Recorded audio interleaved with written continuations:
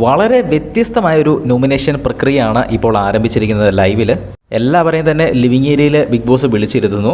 അപ്പോൾ തന്നെ big boss announce ചെയ്യുന്നു, ഇത്തവണ വളരെ വ്യത്യസ്തമായ രീതിയിലാണ് നോമിനേഷൻ പ്രക്രിയ നടത്താൻ പോകുന്നത്. അതായത് നിങ്ങളുടെ ഓരോരുത്തരുടെയും പേര് ഞാൻ വിളിക്കും. അപ്പോൾ നിങ്ങൾ ഈ വീടിൻ്റെ എവിടെ നിൽക്കുകയാണെങ്കിലും, എന്ത് ജോലി ചെയ്തുകൊണ്ടിരിക്കുകയാണെങ്കിലും അവിടെ നിന്നുകൊണ്ടോ ഇരുന്നു കൊണ്ടോ നിങ്ങൾ നോമിനേറ്റ് ചെയ്യണം. നിങ്ങൾ പറയുന്ന 2 പേരുടെ പേരെടുക്കണം, അവരുടെ കാരണവും അവിടെ നിന്നുകൊണ്ട് തന്നെ നിങ്ങൾ ചെയ്യണം എന്നാണ് ബിഗ് ബോസ് അറിയിച്ചിരിക്കുന്നത്.